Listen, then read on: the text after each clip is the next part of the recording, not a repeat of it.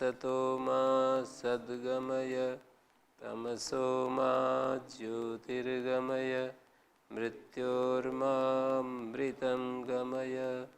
ओम शांति शांति शांति। तर्क संग्रह कक्षा 20। कार्य का लक्षण बता रहे हैं। कार्यम प्राग अभाव प्रतियोगी। प्राग अभाव के प्रतियोगी को कार्य कहते हैं।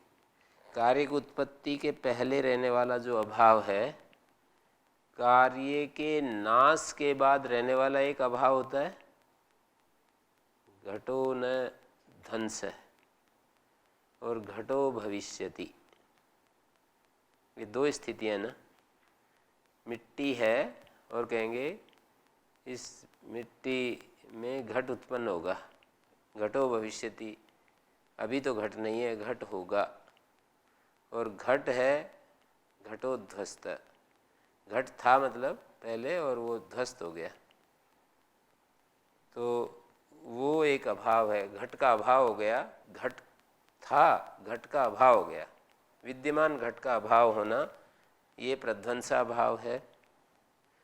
और घट उत्पत्ति से पहले घट का जो अभाव है वो प्राग अभाव है। तो प्राग अभाव का जो प्रतियोगी है, माने जिसका प्राग अभाव हम बताते हैं, वो कार्य होता है।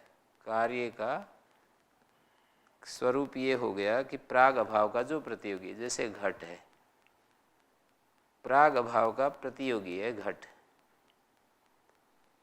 यानी पहले जो अभाव है घट का, घट उत्पत्ति से पहले जो अभाव है, उस अभाव का जो प्रतियोगी है, उस अभाव को का विरोधी है। ये विरोध दो तरह का होता है ना, एक सहअनवस्थान रूप विरोध, एक वध्य घातक भाव रूप विरोध। सर्प और नकुल के बीच में जो विरोध है, तो वो वाला जो विरोध है वो एक क्षण साथ साथ रह सकते हैं। वध्य घातक जैसे नेवला है, तो थोड़ी देर तो साथ साथ रह रहे हैं, बाद में जो है नेवला उसके गर्दन को काटता है। नहीं तो कुछ समय तक तो रहते ही हैं युद्ध में। तो वध्य घातक भाव रूप जो विरोध है, वहाँ पर तो दोनों साथ साथ रह जाते हैं कुछ क्षणों के लिए।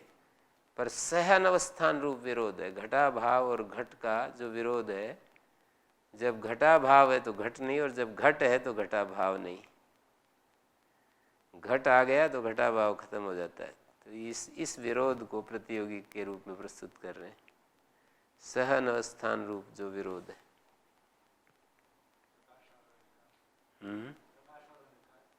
हाँ, प्रकाश अंधकार भी ऐसे ही।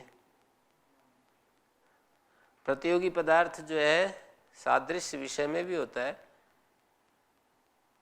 और संबंध में भी होता है। तो ये वाला जो अभाव को सापेक्ष जो विरोध है, वो अभाव के सापेक्ष। जैसे जब हम यूँ कहते हैं कि राम के समान श्याम है, तो यहाँ पर राम प्रतियोगी है सादृश्य का और श्याम अनुयोगी है। राम के समान श्याम है और राम है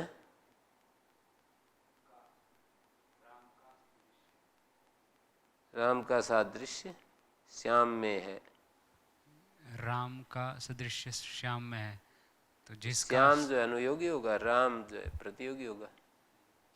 राम का सादृश्य श्याम में है यूँ कह दो, या राम के समान श्याम है। तो दोनों ही कथनों में श्याम तो अनुयोगी है। सप्तमी में भी कह देते हैं, प्रथमा में भी अनुयोगी को। प्रतियोगी का जो लक्षण है षष्ठी वाला, जिसका अभाव वो प्रतियोगी, हाँ, जिसका सादृश्य वो प्रतियोगी, हाँ, जिसका संबंध वो प्रतियोगी। तो राम का सादृश्य बता रहे हैं ना, तो राम के समान श्याम है, इस कथन में भी राम का ही सादृश्य बता रहे हैं। और राम का संबंधी पुत्र, राम का देवदत्त, राम का पुत्र देवदत्त। तो यहाँ राम का संबंधी पुत्र देवदत्त। संबंध को हम पुत्र में ले जा रहे हैं। संबंध को जहाँ ले जाएंगे वो अनुयोगी, और जिसका संबंध ले जाएंगे, जिसका संबंध वो प्रतियोगी। राम का पुत्र यज्ञदत्त, राम प्रतियोगी और यज्ञदत्त अनुयोगी है पुत्र संबंध को लेकर।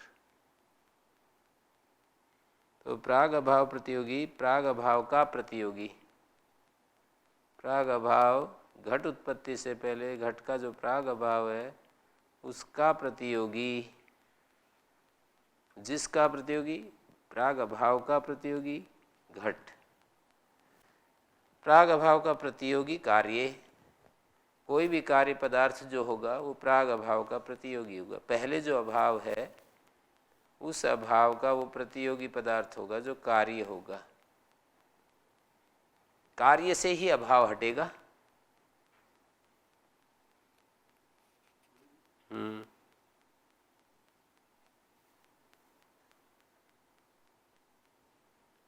ओम गुरु जी, ये जो जैसे अनंत कोई वस्तु होती है, अनुत्पन्न वस्तु, तो अनुत्पन्न वस्तु होती है, तो उसका हम कह सकते हैं क्या कि वो प्रागभाव का भी प्रतियोगी होता है, प्रध्वंसाभाव का भी प्रतियोगी होता है?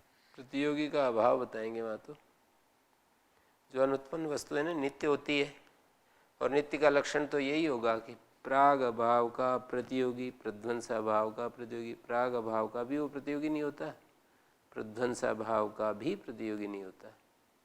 अप्रतियोगी शब्द शायद आएगा इसमें कहीं ना कहीं, अप्रतियोगी शब्द से कहते हैं, आगे कहीं आएगा।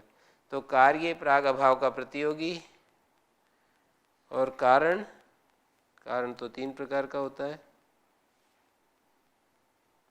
अभाव का प्रतियोगित्व कार्यत्व है, अभाव का प्रतियोगित्व जो है वो कार्यत्व है।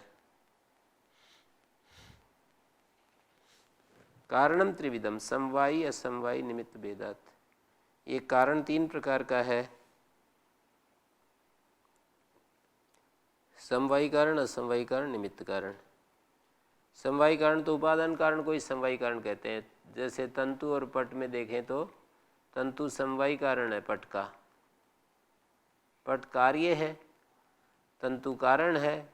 अब कारणों में से तीन में से कहीं ना कहीं बिठाना पड़ेगा। समवायी कारण हमेशा द्रव्य होता है, असमवायी कारण हमेशा गुण और क्रिया होती है, ऐसी व्यवस्था है।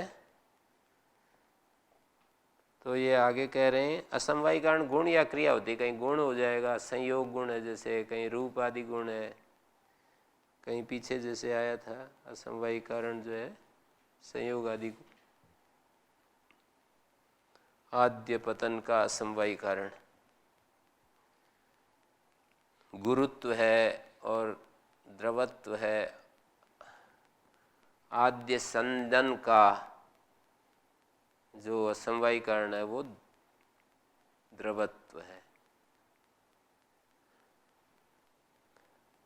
तो यहाँ दिखा रहे हैं जिसमें समवाय संबंध से रहकर, अब आगे यत् संवेतम कार्यम उत्पद्यते समवायी कारणम, जिसमें संवेत होकर, यत् संवेतम, यस्मिन् संवेतम, यत् संवेतम, ऐसा समास होता है। यत् संवेतम सप्तमी समास, समवायन संबद्धम सत् कार्यम उत्पद्यते, समवाय से संबद्ध होकर कार्य उत्पन्न होता है वो समवायी कारण। जैसे तंतवा पटस्य, पटस्य स्वगत रूपादे।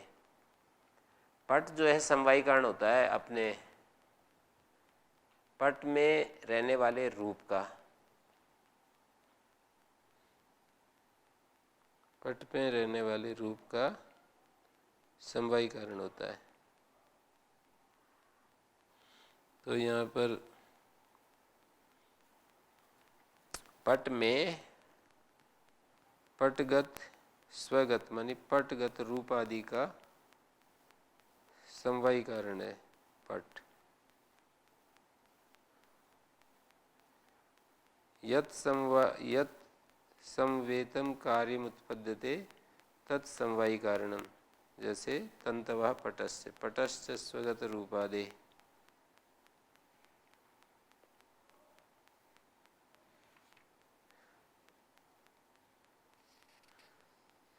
और आगे दिखा रहे हैं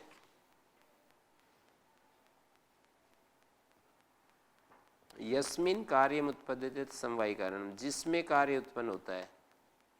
तो इस जिसमें कार्य कहोगे तो जैसे कि ये होते हैं ना तंतु, तंतु में कार्य उत्पन्न होता है।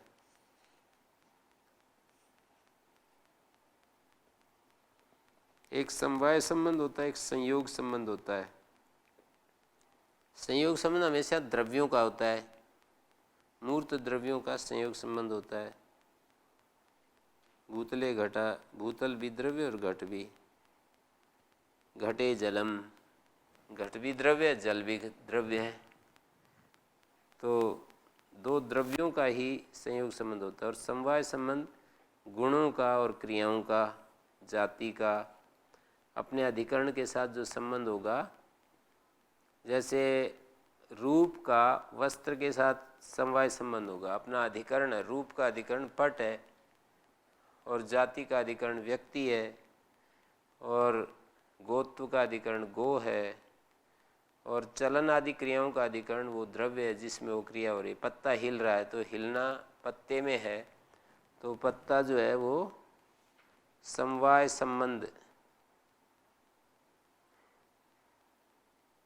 हिलना क्रिया समवाय संबंध से पत्ते में है। ये समवाय संबंध के बारे में ये बात कही जाती है कि समवाय संबंध अवयव अवयवी, इन 5 चीज़ों का होता है ना। गुण गुणी, अवयव अवयवी, क्रिया क्रियावान, जाति व्यक्ति, नित्य द्रव्य और विशेषी एक 5वां भी है। वैशेषिक लोग जैसे यूँ कहेंगे कि ये घट इस घट से भिन्न है, इसका विनिगमक क्या, भेदक क्या है, हेतु क्या है, भेदक हेतु। बोले इसके जो अवयव द्रव्य अलग हैं, उसके अवयव द्रव्य अलग हैं। जिन उपादान द्रव्यों से ये चीज़ बनी, उन्हीं से वो दूसरी नहीं बनी है, उनके अलग है। तो उपादान द्रव्य के आधार पर इनको भेद कर देते हैं। कपालों से ये घट बना है, दूसरे 2 कपालों से दूसरा घट बना है। अब कपाल को भी आगे तोड़ते चले जाते हैं तो फिर वो उस पर चले जाते हैं, त्रिश्रेणु पर चले जाते हैं। ये त्रिश्रेणु इस त्रिश्रेणु से भिन्न कैसे? बोले इस त्रिश्रेणु को बनाने वाले जो कारण द्रव्य अलग है, उसका अलग है। फिर द्वणु पर चले जाते हैं कि इस द्वणु के उपादान द्रव्य ये अलग हैं, उसके अलग हैं। फिर एक अणु पर चले गए, फिर पूछा कि इस अणु का इस अणु से भेद कैसे? तो वहाँ कोई हेतु नहीं दे सकते भेद का। तो इसलिए एक विशेष नामक पदार्थ की कल्पना की कि इसके अंदर एक विशेष नाम का धर्म रहता है और उसके अंदर, जैसे जल का परमाणु पृथ्वी के परमाणु से अलग, ये तो बताया जा सकता है कि इसके अंदर रस नाम का गुण है, उसके अंदर गंध नाम का गुण है, इसके कारण से भिन्न है। पर एक ही जल के परमाणु मान लीजिए बहुत सारे हैं, तो उन परमाणुओं को कैसे भेद करेंगे? अलग अलग एक ही जैसे हैं।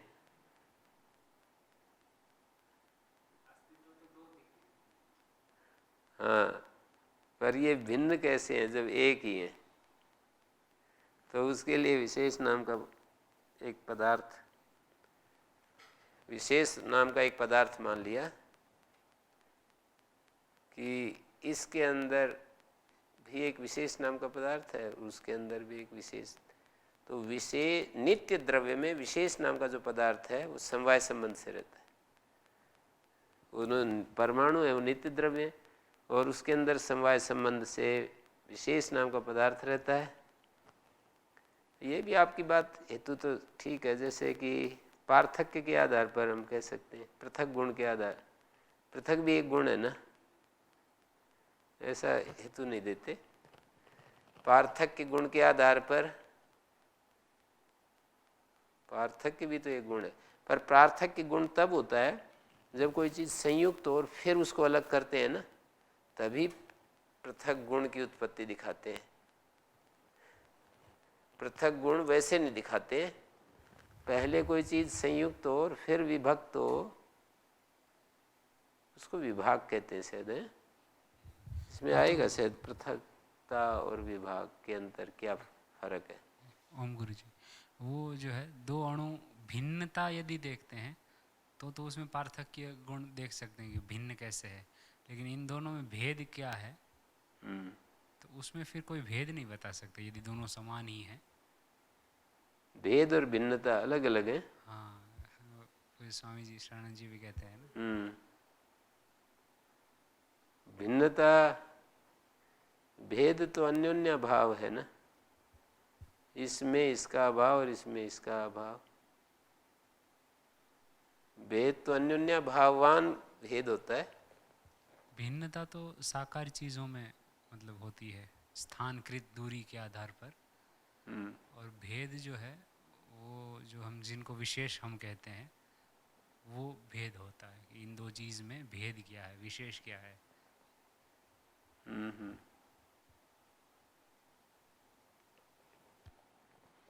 तो समवाय संबंध जो है, अवयव अवयवी जाति व्यक्ति, इन पांच का नित्य संबंध भी कहते हैं इसको। स्वरूप संबंध एक होता है, अभाव आदि अपने अधिकरण में स्वरूप संबंध से रहते हैं। जैसे घट नहीं है तो इस कथन में यहाँ पर घट नहीं है तो स्वरूप संबंध से घटा भाव भूतल पर विद्यमान है। जो आधार है वही स्वरूप संबंध से, घटा अभाव को बताने के लिए स्वरूप संबंध से रहता है अभाव। घट नहीं है तो स्वरूप संबंध से घटा भाव भूतल पर विद्यमान है। घट स्वरूप से, घट स्वरूप ही है घटा भाव भूतल पर। घट घट भूतल स्वरूप ही होता है। जब हम कहते हैं कि घट भूतल पर स्वरूप संबंध से रह रहा है, अर्थात भूतल स्वरूप होकर के रह रहा है। जहाँ बताएंगे वही उसके स्वरूप वाला होकर के रहेगा। भूतल पर घटा भाव है तो भूतल स्वरूप, घटा भाव भूतल के स्वरूप में ही रह रहा है।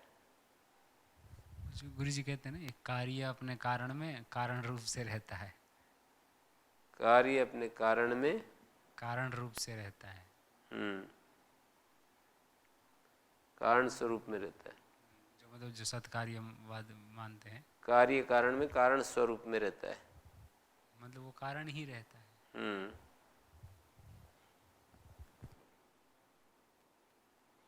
और नैयायिक काल को लेकर कालिक संबंध भी मानते हैं। तो ये इसके अतिरिक्त सामान्य विषयित्व विषयत्व आदि अनेक संबंध भी होते हैं। सामान्य विषयित्व विषयत्व, विशेषण और विशेष का आधार आधेय का संबंध। तो आगे देखिए, कार्येण कारणेन वा सह एकस्मिन् अर्थे संवेतम सत्कारणम असमवायी कारणम यथा तत्व संयोग पटस्य तंतु रूपम पटगत रूपस्य च। ये पहले वाला है ना, तंतु संयोग पट का, ये कार्य का अर्थ प्रत्याशक्ति है। और दूसरा जो तंतु रूप पट रूप का असमवायी कारण है, ये कारण एकार्थ प्रत्याशक्ति है।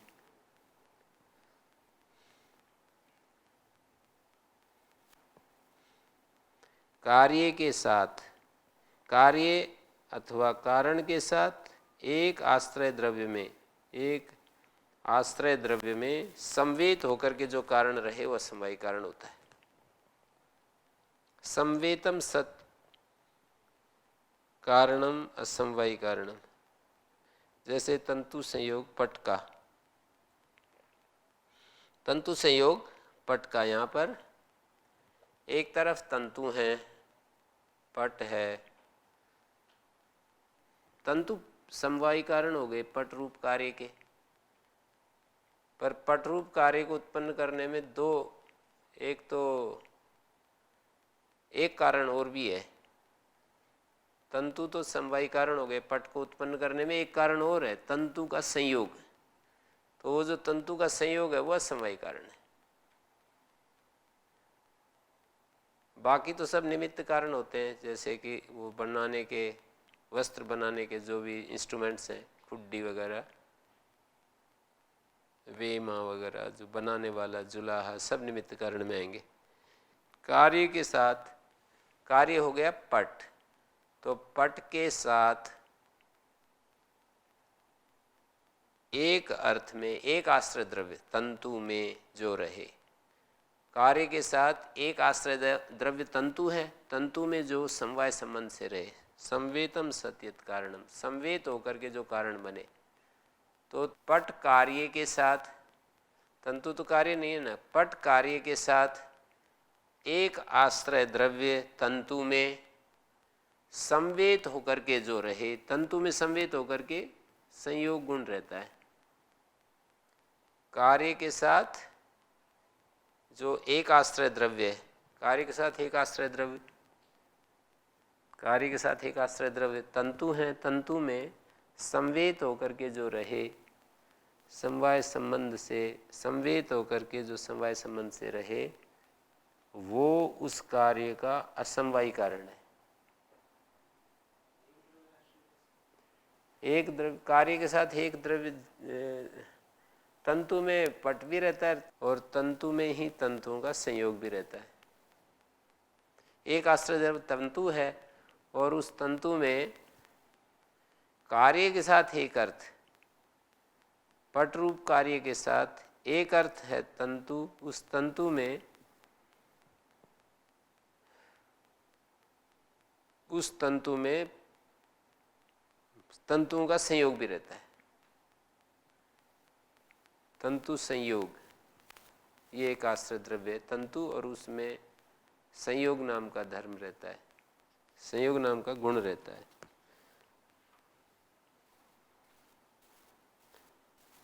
कार्येण इति एतद् उदाहरति तंतु संयोग, कार्येण पटेन एकस्मिन्, लिखा भी है इन्होंने, देखिए, असमवायी कारणम लक्षयति कार्येण, कार्येण इति एतद् उदाहरति तंतु संयोग।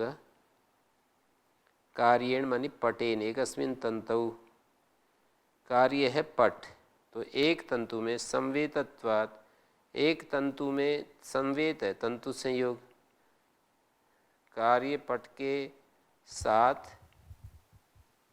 एक अर्थ तंतु में संवेत होने से तंतु संयोग पट का समवायी कारण है। अब दूसरा ले लीजिए, कारणेन से, थोड़ा सा, कारणेन पटेन से, कारण पट के साथ,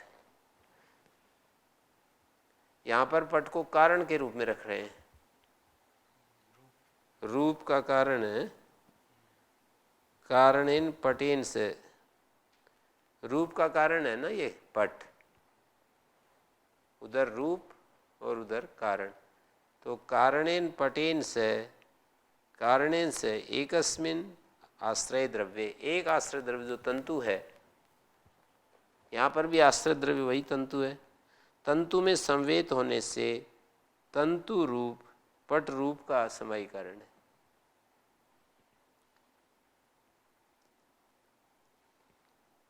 कारण के, कारणेन पटेन से, कारण जो पट है, कारण पट के साथ, अब कारण जो देखेंगे तो कार्य का ही होगा, तो कार्य क्या है, कारणेन पटेन कह रहे हैं, तो कार्य क्या है, कारणेन पटेन सह,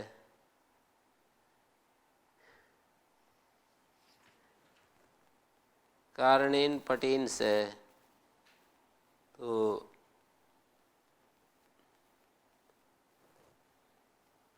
कारण जो पट है उसके साथ तंतु रूप एक द्रव्य में संवेत होने से जो तंतु रूप है वो पट रूप का समवायी कारण है। यहाँ स्वसमवायी से हम संवेतत्व संबंध से एकाधिकरणता बनाएंगे। तंतु रूप स्वसमवायी संवेतत्व संबंध से, स्वसमवायी संवेतत्व संबंध से एकाधिकरणता, क्योंकि कार्य और कारण की एकाधिकरणता के बिना कारण नहीं बनता है। कारण भी वहीं रहना चाहिए, कार्य जहाँ है वहीं कारण भी मिलना चाहिए। कारण और कार्य का एकाधिकरण होना चाहिए। जैसे कि वहाँ तो मिल जाता है, तंतु में पट का रूप है, नहीं संयोग है, तंतु में पट का संयोग है, तंतु में ही पट है, तो एकाधिकरणता हो गई कि संयोग पट का असमवायी कारण है।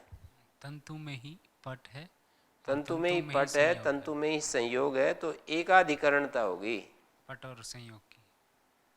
संयोग और पट की एकाधिकरणता होगी, और एकाधिकरणता होने से जो संयोग है वो असमवायी कारण हो गया पट का।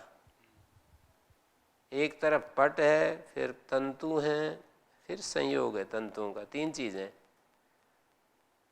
तो एकाधिकरणता देखनी है हमें, तो किसके बीच में देखेंगे, जो पट है और जो उधर संयोग है, इन संयोग की एकाधिकरणता तंतु के माध्यम से बन जाएगी। जिस तंतु में हम संयोग देख रहे हैं उसी तंतु में पट देख रहे हैं, पर यहाँ पर देखो बदल जाता है। रूप देख रहे हैं तंतु में, और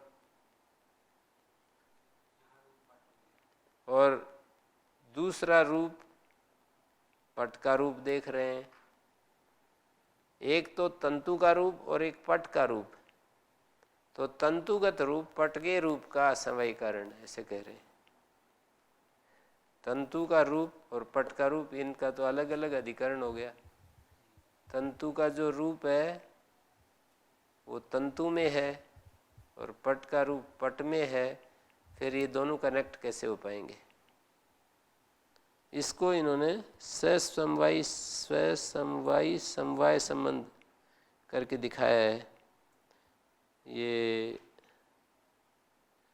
यहाँ पर दिया है 148 पृष्ठ पर, हिंदी में दिखाया है।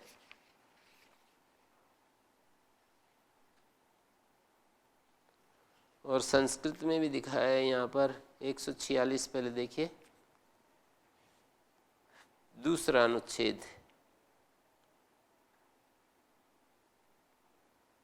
पहले में तो ये था कि पटात्मक कार्येण से एकस्मिन् तन्तौ संवेदं सत् समवाय संबंधेन वर्तमानम पटात्मक कार्यम प्रति पटात्मक कार्य के प्रति तंतु संयोगात्मक कारणम असमवायी कारणम। जो तंतु संयोग है वो असमवायी कारण है। दूसरे को समवायी, द्वितीय समवायी कारणम, द्वितीयम असमवायी कारणम कारणेन से इत्यादि ना। मैं छूट गया दिखता है ना।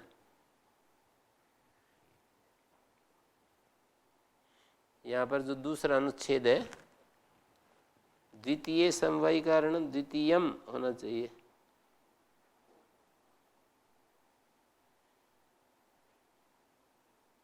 द्वितीयम असमवायी कारण, ऐसा कह रहे हैं ना।